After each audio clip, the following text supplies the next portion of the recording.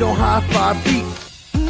Give me paper, pen, and one mic to make this man complete. I'm always stay sucker free. So haters hop off my dick until the day I die. Focus till my mission complete. Never stops that victory from the jaws of defeat. Focused on create heat. Missile shot, war down enemies. We must defeat. This MC is so unique. Rocking heads, stop them dead, then bring them back to their feet. You better watch what you speak. Just popping off with the mouth, I leave your body feel weak. Switch your face and grit your teeth. Cause anything else will have you out, look bleak. Death is the time for sleep. Never slow down, never stop, I'm always on my grind. In any mountain I will climb. Reach my physical prime and I ascend to the peak. Introducing Omar, the Professor Fonseca, and the Professor Seminalmente. Yo, what up, friends? Yes, it is Ball and Buds back in the house. I am Omar, the Sports Professor Fonseca, and I am honored to be here today with pro wrestling legend, Theo, as we call him, Savio Vega. How are we doing today, my brother? Hola, Omar. How you doing, man? And hello to all you fans that follow you. I'm doing okay. Just happy, and struggling with the day-by-day stuff in life. But one thing that I always say, we got air to breathe, so we are okay. That's a great point. As long as you're above ground, you're doing better than some people. Keep moving. Pa'lante, as we say sí, in Puerto Rico. And again, having Savio here is, again, just truly an honor because he is, to the Puerto Rican culture, very huge, especially when it comes to wrestling. Him, Conan, some other names that go back throughout the ages. So let's talk a little bit about kind of where you are now. Most people know where you've been, right? We know that you wrestled for WWF as Savio Vega. We know as well you were there as Kwang. You wrestled in other organizations, including the IWA. You've been heavyweight champion in multiple, wrestling organizations all over the world, especially in Puerto Rico. Obviously, we all can't go forever, especially the sport of wrestling takes a toll on your body. And so you got to move on to bigger and better things. And that's what you've done. So where are you at right now in terms of your involvement with the wrestling industry? Thank you, man. I'm here in Puerto Rico. I always, I born and raised here and always live here in Puerto Rico, my hometown, Vega Alta. I'm in Bayamon area right now, which is about what, 35, 40 minutes from the airport. Live here with my family, my kids, my wife, my dogs, and the coquis. I don't know if you could hear, maybe through here, you got the coquis around. And happy, man, doing my wrestling company, IWA Puerto Rico. You could watch it on YouTube every Saturday at noon. At noon every Saturday is a show, local time. Now the times change. This is a very important. The time change. We always stay in the same. We never change our back or forward. We stay. We straight to the point. We never change the time. United States just went 1 hour back. No, so we stay the same time. We 1 hour from each side of. United States. So every Saturday at noon is a new show in IWA Puerto Rico. You could go on YouTube and sign in, IWA Puerto Rico, and you could see the show, what we're doing here in Puerto Rico and IWA.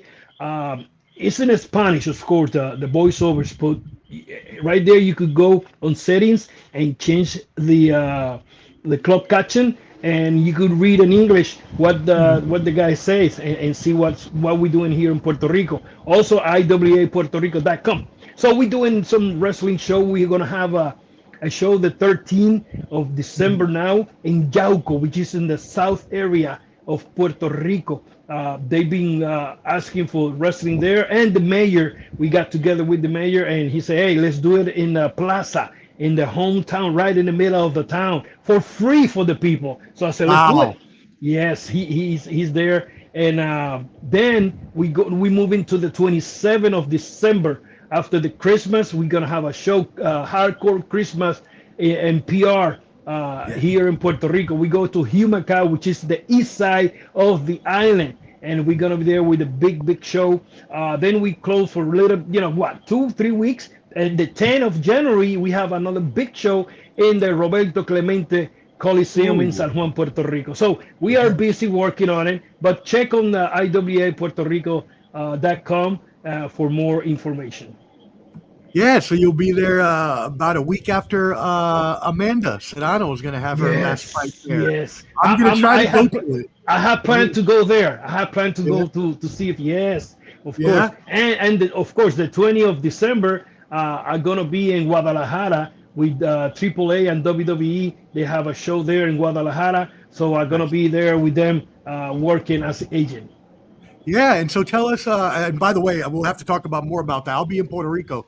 I'm going on the 10th, and I'll be there till the 3rd of January, but I'm thinking of extending my stay so I can go see the fight. Go, please. Yeah, we'll talk about that. But talk to us more about that. What is going on with your association with WWE and AAA right now? Well, I'm just working with the company, with WWE. This is 26 years ago. We have a show they call it Super Astros, and that show was on Univision in Espanol, in Spanish. That don't come out good with the business between the television and Vince McMahon. So all the Univision don't want to pay what Vince was asking. So the deal went down south. So he have all the Spanish crew send it home, because it's no money to keep everybody sit down with doing nothing. So that went off. They continue their show, of course, and now they have this opportunity join forces with AAA in Mexico, and in 2023 sit down with Triple H when they come to Puerto Rico for the Backlash. And I said, man, let's do the Spanish stuff. He said, well, we are doing some business that he can talk about in a moment, when we talk. But soon that comes solid, I'm going to call you. And that's what happened. That comes solid, they make the deal, and they give me a call. And signing with them, working with this, with these joint forces on behalf of WWE. So the 20th of December, we're going to be in Guadalajara. And so far, so good. They have a great talent from both sides, of course. The great of the greatest. Very professional guys that I work with their parents, with the uncles, the dads, and oh my God, So I'm happy to be around the kids and take care of them too. Yeah, there you go. You've always been a trainer, actually, even going back to the days when you were at TNA and you took over training and promoting the women. Yes, so that's true. And there's actually some women now that are coming up in the industry that are attributed to your training as well. Do you want to talk about how that's going with your training and with those athletes? Well, I work with so many guys when they're young. Some of them come to me and say, "You remember you trained me?" And I said, "No, I can remember because they're so young. When I passed through their life for a second, and I maybe give some of them seminars, and those seminars touch their heart, and that words and training, keep with them for the rest of their life. But I keep doing it. It's something that is in me, When I see some guy doing something wrong, I need to tell them. They need to fix it, so they look better and they could make better. I cannot be quiet and see somebody that doing something wrong and be like, fuck it. No. I have to. It's something that I learned from my parents. From my mom, my dad, and my years in Taekwondo. My teacher teach me, good lessons. So. And of course, when I enter into the wrestling, the same was people that I see helping all the guys. So that's in me. So I cannot be quiet. I have to say something and fix their career somehow. So many guys, to be honest, that I'm proud of the work with them. When I was in TNA, that happened too. They put me in charge of the girls. So what I did, I just, I don't know them when I arrived, of course. So what I did is I just look around, look their work, and see where they missing things. So we come there on Tuesday night, Wednesdays was on television, and Thursday we go home. So what I did is I said, okay, we arrive on Thursday, Tuesday was so Tuesday night or afternoon. I got together with all them. I said Wednesday morning, 8 o'clock, we go into the arena because the television is about 1 o'clock, 2 o'clock, or maybe later. I don't know. But I say in the morning the arena is empty. We need to go there and train. I need to work with you guys because you missing a few things, and I want my area to be good. I don't want mistakes.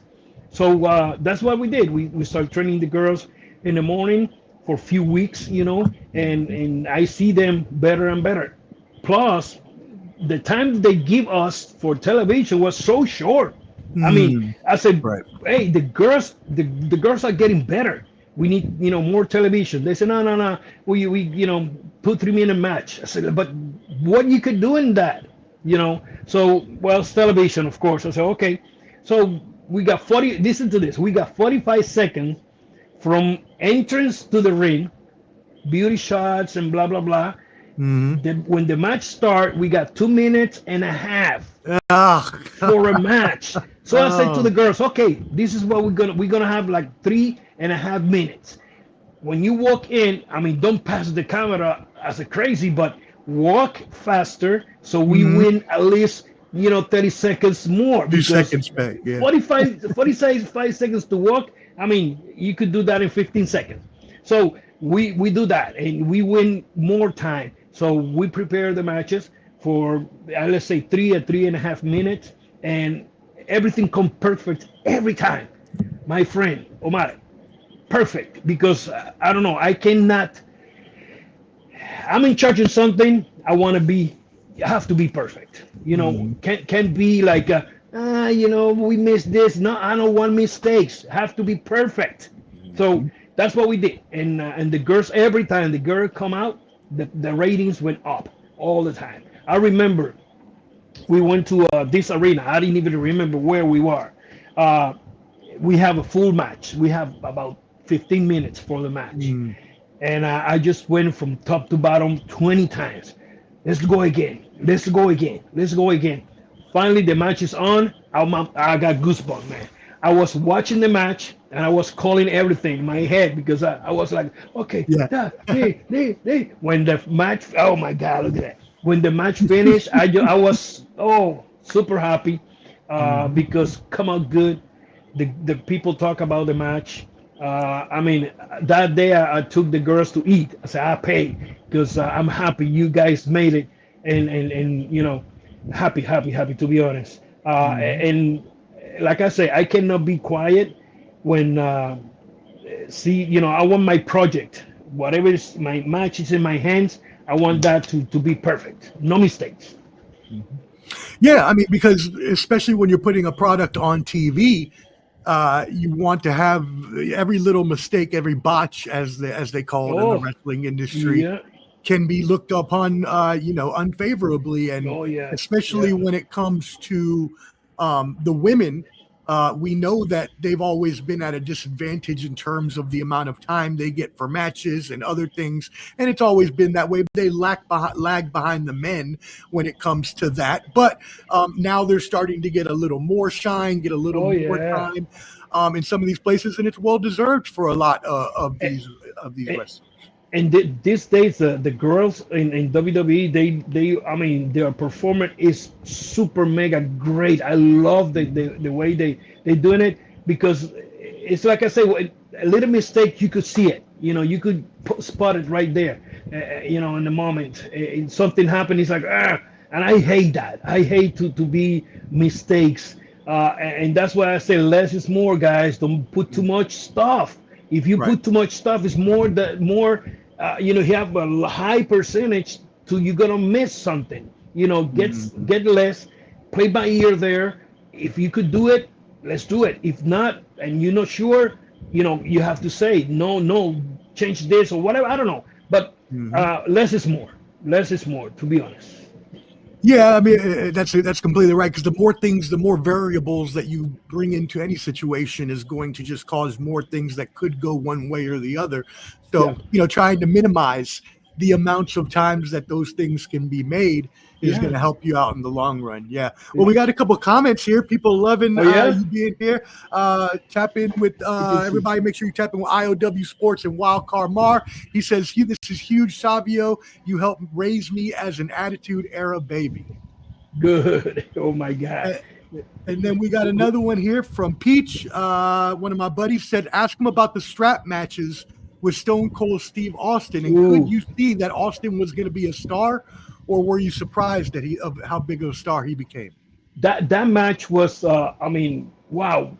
The first match that we did, the lights went out with the storm, and we did the match anyway. Wow. That's what when we called this light out match or something like that. I mean, that was the real lights out match because thunder hit somewhere and all the lights in the town went off, and they didn't even have the generators. From that point on, they start getting generators and stuff like that. Well, we have a hell of a match that night.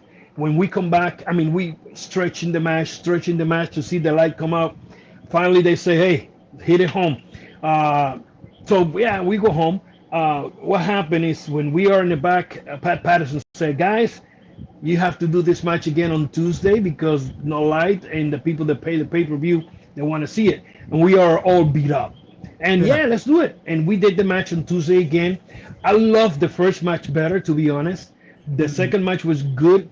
And me to say that I was looking at Steve to be a superstar. Steve was a superstar already. Steve come from a big background of wrestling. And life, put us together this day in San Antonio, Texas, when WWE, the WWF, by that time hired him, and they put us together. His tryout. So I remember when I arrived at the arena, always we looked for the paper to see if we are off or not. So first match of the night, tryout, Savio Vega and Steve Austin. So I said, all right. I'm here. I always say this. I was in the cafeteria, lacing my boots. Here come Pat with Steve and says, "Hey, meet us together there." I said, "Man, I don't know you. You don't know me. My finish is the spinning kick." And he said, "Okay." I said, "We call it in the ring," and that's what we did.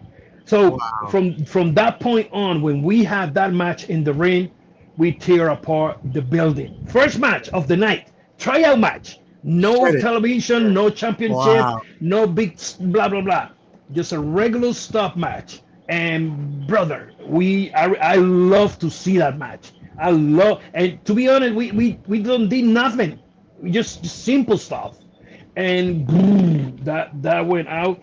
I remember coming to the back, here come Pat Patterson yelling from somewhere, Savio. I say, what? He say, tell me how was it? I said, no, you tell me. You see it. He said, yes. I said, you tell me. He said, it was great. I wait for Steve in the back. When soon he arrived, shake his hand, hug him. Brother, this is the first time that I see him, wow. A couple of hours before, of course, in the afternoon. And Pat says, you guys have another match tomorrow. So, next day, we tear the place apart again. And from that point on, they put us together every night, everywhere. Wow. And the same thing happened. The people that are watching right now, and if they have the chance to see us in their towns, they know what I'm talking about. We never back down. We never hurt each other. I mean, we hit solid, but not to hurt each other. And we have fun. We have fun everywhere. But Steve was a superstar already. I years later I sit down and and go like, why we have this good join, together, chemistry. this chemistry, Good chemistry. chemistry. And I said, well, no wonder he was working in Texas, Louisiana, Florida, blah blah, you name it, and I was working here in Puerto Rico, and like I say always, we study the same book, and when we come back, we join, everything match right there. So, I got hurt later. I hurt my neck, so they put me off the list, and that make damage on my career, of course. Then the Spanish stuff happened. That don't come up. In 1999, they let me go.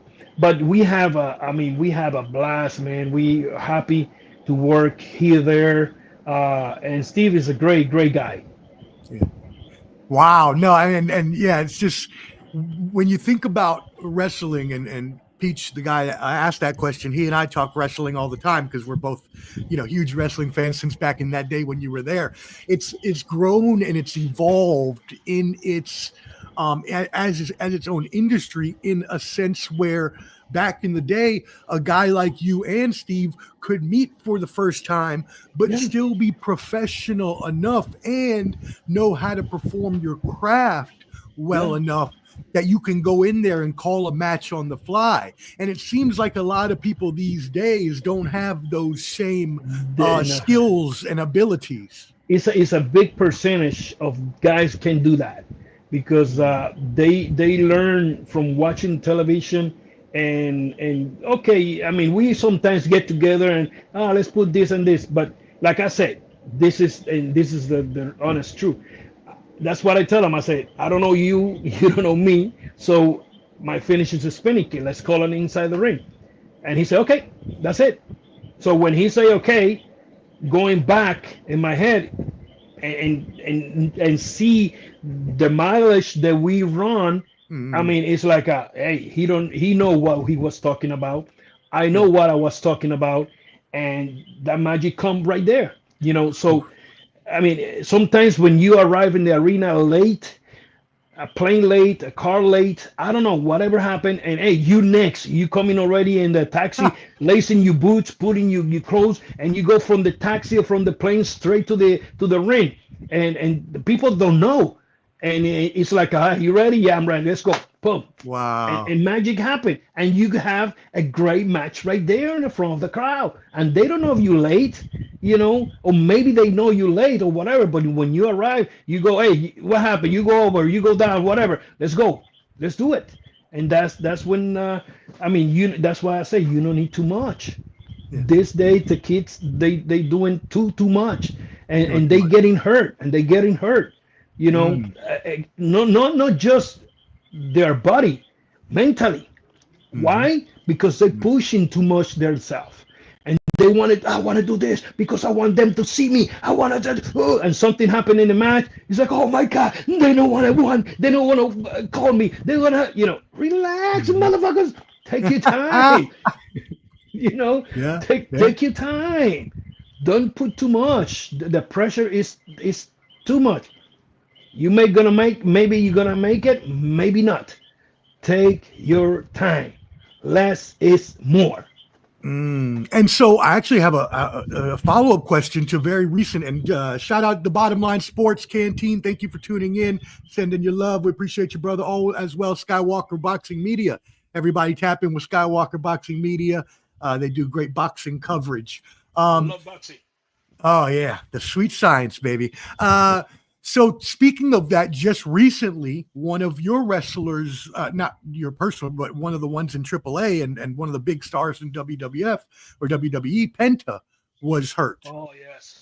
Trying to do and obviously we send prayers for quick recovery, but he was trying to do the head scissors coming off of the side of the barrier. and hurt his shoulder. What do you attribute that to? Because, you see all the people on the internet, all the marks that have an opinion, and some people are like, oh, well, that was on, the guy for not catching him properly. Was it Penta for going too fast and turning over? What sort of thing would lead to an injury like that with such a seasoned wrestler? What could happen if it was a good scissor? Nothing. Everybody be like, oh yeah, good move. That's it. Hey, mistake happened. Maybe he jumped too high, maybe too low. I don't know. But what's meant to happen, happened. And that floor right there is cushion, But when you're gonna get hurt, you're gonna get hurt. That's no matter. But how strong is the injury? Myself, I don't know. But he have to get some rest.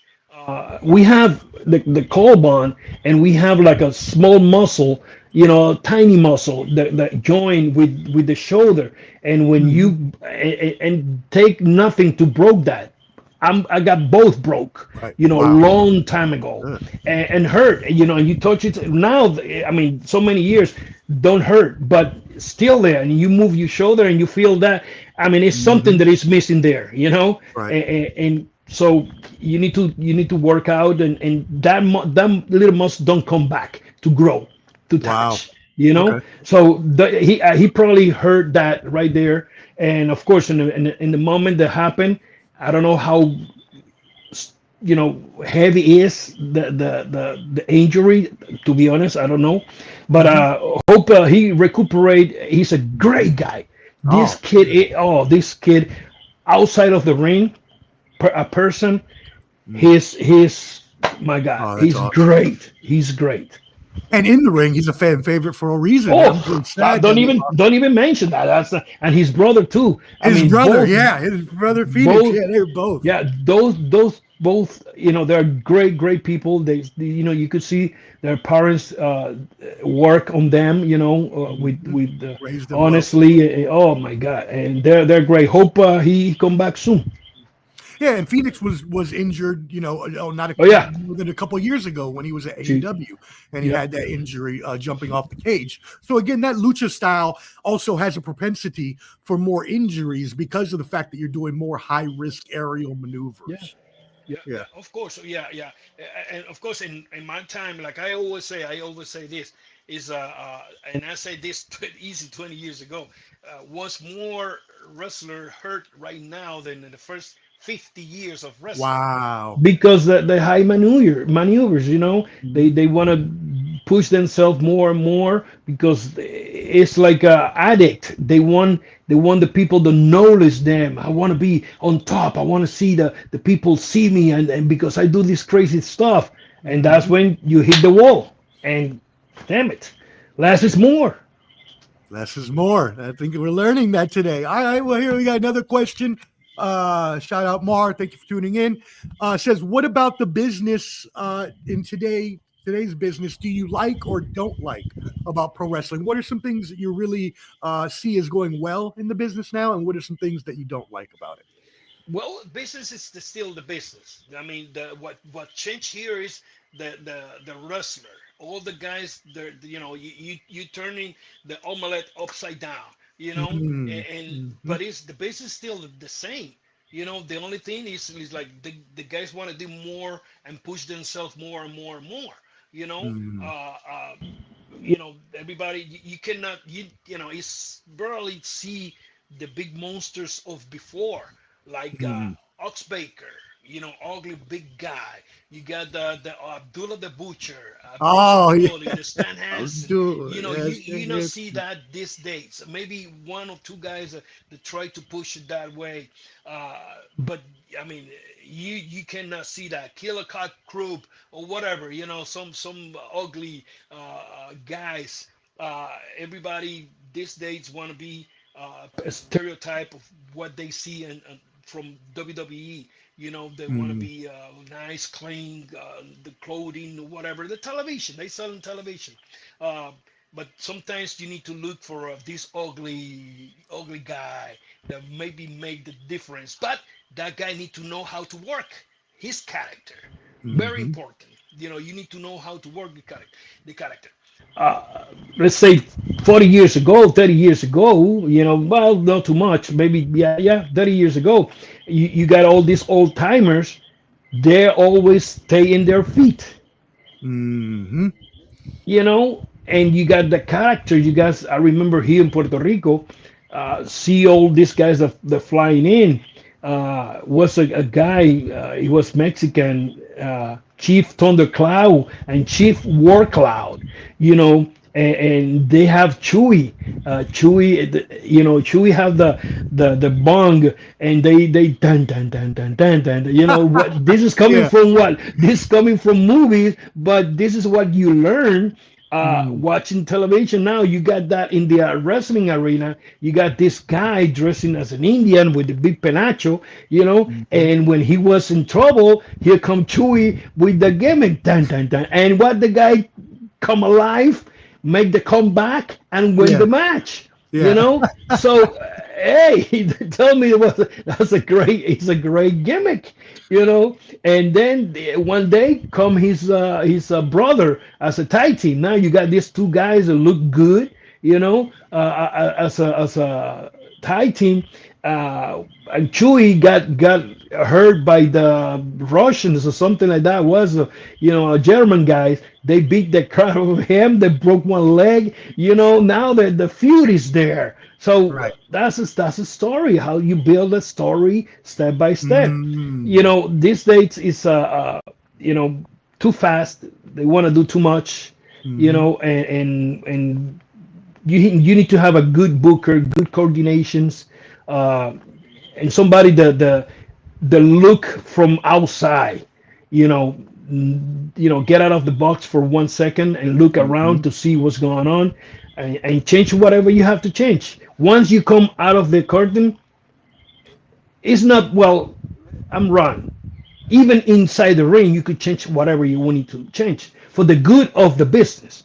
But the business is still the same. The only thing they just go 100 miles per hour, and 100 miles per hour, you're gonna hit the wall. And I think the other thing that you mentioned there that is so true, and when you look at the dichotomy that you have between a WWE and an AEW, and a shout out to Conan and Keeping It 100. I would listen to the podcast all the time. His co-host Disco Inferno, I'm sure you've met him before, always talks about the difference between AEW and WWF, and he mentions the stuff. WWF, they dress up nice, they wear the suits, they wear the sunglasses, they present themselves as superstars, whereas maybe in AEW they're a little less well presented, more of the down and dirty, more of the not as polished, so to say. And a lot of fans will also say that and obviously this I don't think it's necessarily a money issue with how much the cons have since they're billionaires, but WWE is able to have the better wrestlers in terms of, for the majority of them, they're better. It's because they breed and eat wrestling, wrestling, and the story, and since I worked with the company 27 years ago, the company, Vince was into he's wrestling, of course. Look what he built, and being a wrestling that you could manage whatever you want to do, because always been like that don't happen 6 months ago. You could do whatever, but the WWE always been with wrestling. What you could say to the nail, strong wrestling company, and they have the best guys. None that the other company or around or somewhere is not. They're good. Everybody's good, and everybody have their opportunity in life. That opportunity happen when you want it hard. You need to make the line to see what happened. They want to be in that line right there and try to be, to make the plateau. In the plateau, they want to see they want to be the red dot. And you could see that red. Oh, it's right there. So yeah, they try to do that. That's when they got hurt. They need to be careful. If the opportunity will come for you. Will come for you. Just try to be ready. Try to work out. Make whatever you need to do. Okay, but don't hit the wall, because when you hit the wall, it's gonna be hard. And don't be asses. Try to be nice. If you don't think that somebody treat you good in somewhere, move out. Move to the other side. You never know. I in my career, many things happen that I want to go there because I love that thing, but I never make it because I got pulled for the other side. And what about this? Or I love to work in Tennessee. By the times that I was the day Puerto Rico want to send me out, but Bill Dundee was the booker, and he moved to Louisiana. Wow. So they sent me to Louisiana, and now that I see things from Tennessee territory, I said, I love to work over there. Was another experience for me, but they sent me to Louisiana. So I was in Louisiana for 4 months. Then by that time was what, the 80s, 84, 85. That's when guys was moving to New York. Ted DiBiase, John Dog, Kamala, all these guys start moving to New York. So I said, hey, this company may be gonna close. So I went back to Puerto Rico. Oh, so wow. I was here in Puerto Rico for I don't know, to be honest, don't know how many months, and they sent me to Mexico, to Universal company in Mexico, and I was there. This is before AAA start, so I was there for what, 4 months too, 4 or 5 months too. Then I went back to Puerto Rico. That's when the character of TNT born. And so life was taking me to different places, and I don't know that I'm gonna do the TNT. They just say I'm going to Puerto Rico. They don't book us too much here again. So boom, went back to Puerto Rico. That's when they say, hey, shave your head, paint your face, and let's see what happened. I'm like, okay, what the hell we gonna do here? So that the character of TNT born. Yeah. And that character just went boom, right away up, because I just come for a little bit of experience here in Puerto Rico, a little bit of experience in Louisiana and Mexico. So I was a little bit wiser, So when I got the character in Puerto Rico, I remember Invader number one, put his arm around me, and he said, you have this opportunity. If you make it, good. If not, you get out of here. And wow. I look at him so confident, Omar. And I say, don't worry, I got this. I know what I have to do, brother, because I already walk few feet of experience. I know how to take care of myself a little bit. So when I got that, they put me in 3 matches, as the new character. Who's this guy? Painted face, no talking, martial arts, no boots, just bare feet, because I was doing the Taekwondo stuff. So that's when the character born. Then they love it. They want to go, ooh, wait a minute, I think we strike gold here. So they put a character, that they tie the story. Well, what we're gonna sell here is that you guys, the Prophet is the manager. You guys won the Universal title from Carlos Colon, and the one that you come to Puerto Rico. We never said that I'm from Puerto Rico neither. You looking for Carlos? You want Carlos? You won that title, and Carlos said, "Nah, I'm not gonna wrestle you. You are nobody. You are not beating nobody here." Oh, so wow. In the character, no. So okay. So what we did is we start beating every week, every guy, the whole roster. They bring me guys, and I was chopping down, pa pa pa. The next one, pa pa pa. Put the karate kick and the cobra clutch, and put them to sleep. So, and Carlos, we want you, and we got every week. So it's like what the hell? Who is this guy? Yeah. So they push me big time. Till Carlos Colon cannot do nothing around. Say, hey, well, I have to, I'm gonna face you. I said, well, I didn't even talk. The Prophet was, and he says, if we beat, Carlos said, if you beat me, I give you the opportunity for the title. but I don't think you're gonna beat me. I said, well, we're gonna beat you. So what happened here? Of course, Carlos be the tough guy, the top, So we put the Cobra Clutch on him. After that, he kicked out. I don't know. We did few things there, and that ended on disqualification. And then on top of that, I jump on him, put the Cobra Clutch on him again, and he started bubbling, and he's, I'm gonna kill him, blah blah blah. So that's when he got mad. He said, now I want you. Oh, you want me? Put the title on the line, So we got that. We got a big show. We got the Roberto Clemente Coliseum, good house, But that's when they say, oh yeah, but the Prophet is gonna be in the cage, 25 feet up. He cannot be around because he always have a halberd, steel halberd, and when the thing got tough, he hit it with the halberd. I put the Cobra Clutch, 1, 2, 3. Heels. So that happened here in Puerto Rico. So we got good house with Carlos. He don't want to put the belt on me, And then we did another big show for the title also too in Lubriel Stadium. We got the Lubriel Stadium pack from side to side. Then we have Ruben Rodriguez next door, halfway pack too by screen. And they make money. I don't make nothing, but they make money.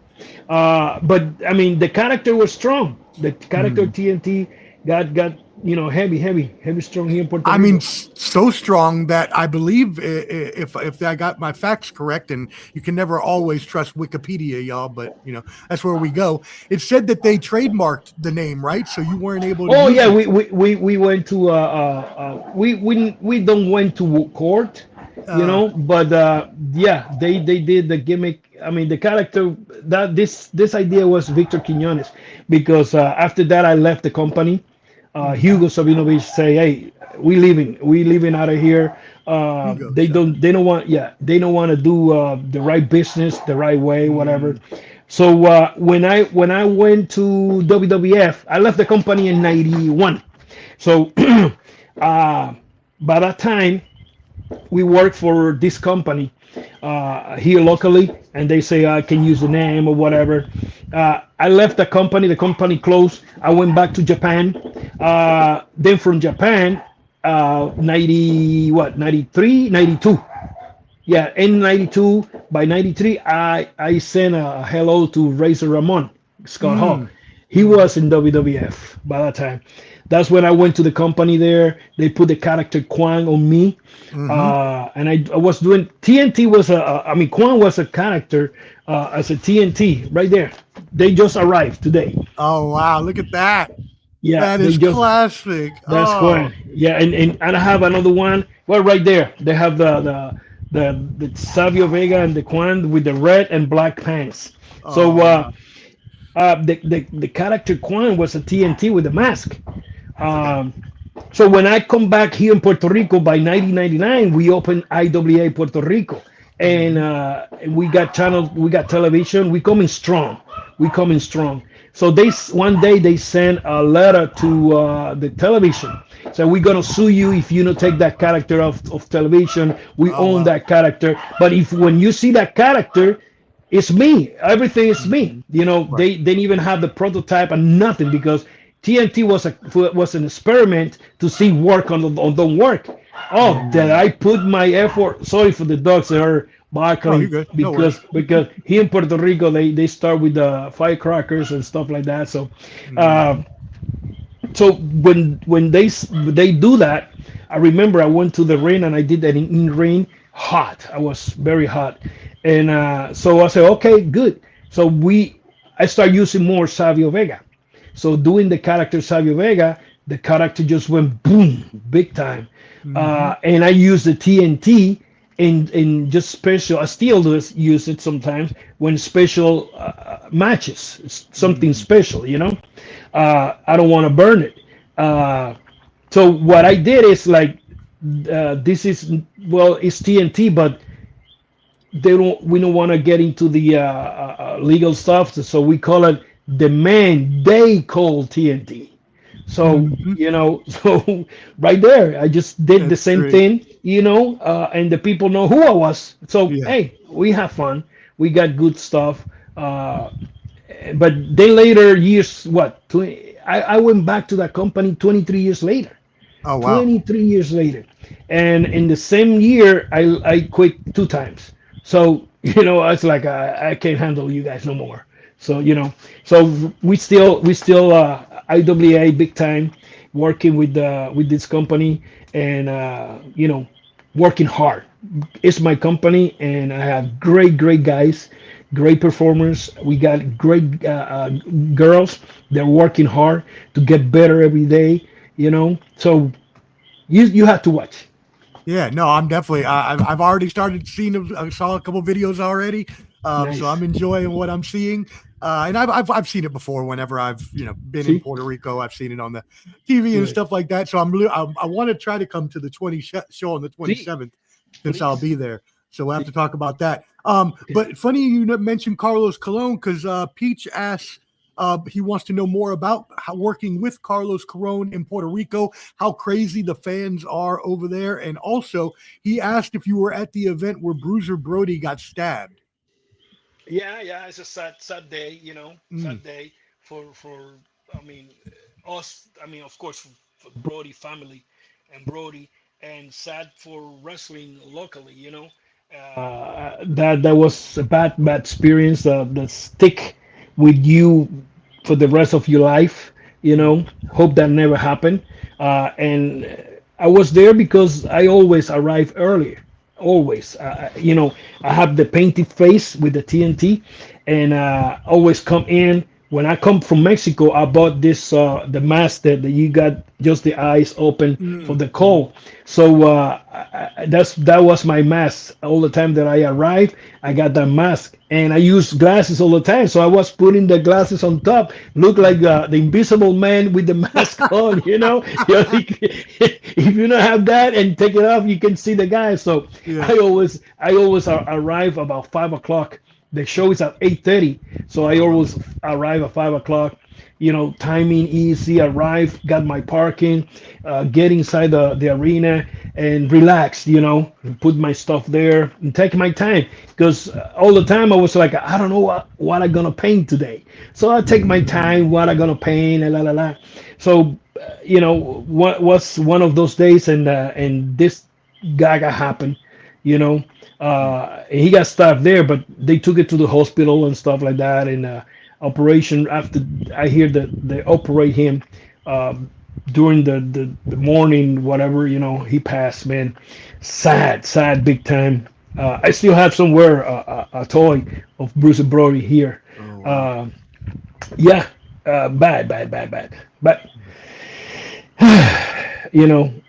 still remember that, it's like a storm in my head. Yeah, a kind of a stain on Yeah. on Puerto Rican wrestling for a little bit. Oh, that yeah. kind of caused. Yeah. Okay, and then how was working with Carlos Colon, and how are Puerto Rican fans, for the people that don't know, how are the crowds out there? Oh, Puerto Rico was hot, man. Puerto Rico. I mean, they start here in Puerto Rico by 1974. Then they have the television, I believe, was end of 2074, 75, something like that. And man, I have what? I have 10 years. Yeah, 10 years by 75. And I started watching them about 76, maybe. And then from there, I went crazy watching their show. Then I want to go to the shows, and I have the chance to visit their shows here there. Carlos, of course, be the owner. He got the opportunity to do whatever he wants. Be the champion, be the hero, and have Abdullah the Butcher, a big, bold, fat, ugly son of a gun. They want to finish him. Of course, they just hook everybody with a good story. And he was super mega strong here. He beat everybody, and when somebody beat him, was because a good story coming up, to get a bigger house, and here in Puerto Rico, and man, yeah, he was on top big time, big time. Working with him easy because he got already the road made for you. The only thing you have to be the right heel to do whatever you have to do, And I got a grudge match with him. I got the barbed wire match with him. I got 1 hour. I wrestled him 1 hour. Oh wow. Yeah, and we have tag team matches too. I mean, it was good, easy to work with, and of course, with the have the fans behind of something good. It's like I said, the character TNT character. Just move around everybody to the top right away. When as a heel, then when I turned babyface, was bigger crazy. It's like now we got the big son of a gun, here as a babyface. Now we're gonna fight the big guys, and then you got matches TNT against Abdullah the Butcher, which already have his strong name, Ronnie Garvin, Iron Sheik, the Samoans, I mean, you name it, and have great matches with all these old timers. Yeah, wow, man, those names are bringing back memories, flooding back the memories of all those. Tell me that I have the opportunity to work with them. That's crazy. Yeah, he also says that he wants to hear you talk about so much more, but he said you were in BSK. Do you have any amazing story from BSK? Well, you with BSK formed with Yokozuna, Rodney, Undertaker. You got the Garwins, Fatu, and the Godfather, Paul Bear, and Uncle Fuji. That's and Crush, of course. And that's the BSK crew now. With the Garwins, the Godfather, Fatu, Taker, and me, we got a chat. And yesterday we are chatting, about Thanksgiving and stuff like that. And but we're looking for each other all the time. When I have the chance, and we have the chance, in some signing here or there, and we are there. I mean, we're looking for each other. I have the chance right now to see more of The Undertaker because he's in charge with the AAA stuff. So I have the chance to see him more often, And, so we have, I mean, we friends, we brothers. We're looking always for each other. When Papa Chango, Papa had an accident a couple of months ago. We are like, hey, what's going on? What happened? He was okay. He's okay. He's training, looking good, lose some weight. And the Garwins are brothers. I mean, I'm telling you, all these guys, I got goosebumps. We looking for each other. We take care of each other. When anything happens, we are checking on everybody to see what's going on. But love my brothers. BSK. BSK, yeah, old school. That's great. Yes. Oh man. Okay, well, hey, look, we know you got your time is valuable, and I could sit here and talk to you all night. So I'm not going to keep you on all night, but we're definitely going to have to talk some more. Omar en español ahora. Omar, yeah, exactly, yeah. Again, this has been an honor and a pleasure. So, thank you so much, Savio, for coming on. And obviously, I'll be there in a few weeks, so we're going to have to get together, meet up. Hopefully, I can come to that show on the 27th. At least there in Humacao, that my family is in Cagua. So, you are, let's say, what, 35 minutes, maybe less. It's a straight all the way to Humacao. So, hey, I gotta wait for you. You got my number. Call me and come on, man. Y a toda la gente que nos está viendo ahora, muchas bendiciones a todos ustedes. Muchas gracias. Sigan este chat. Vamos a hacer otro pronto. Esperemos que sí. Y nada, sigan a lo que es IWA Puerto Rico en YouTube. Vete allí o iwapuertorico.com.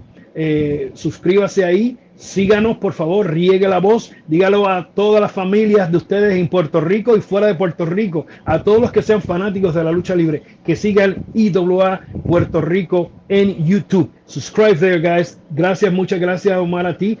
Me pueden seguir también en Instagram como Tío Savio Vega.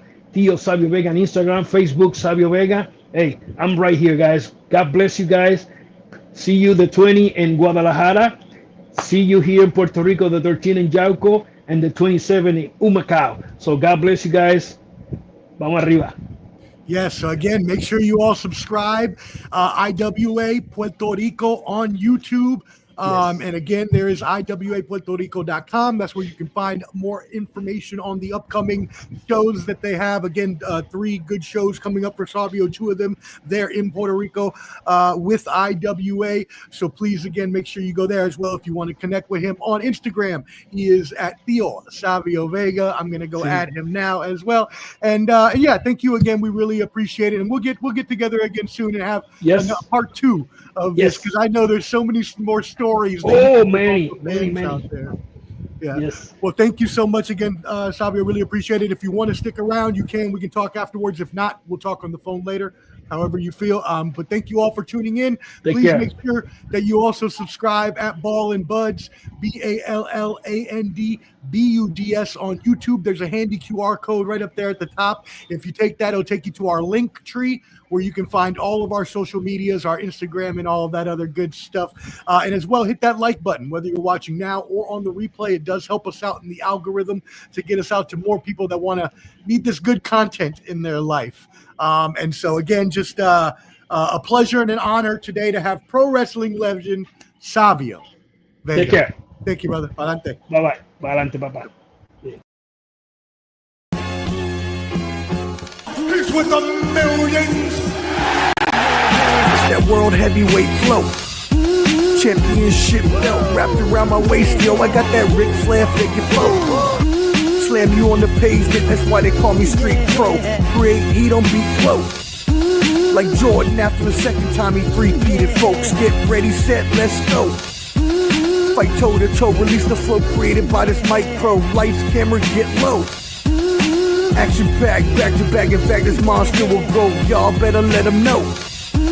Man with the master plan, and you have no need to know. You came prepared, now get ready for the show. Oh!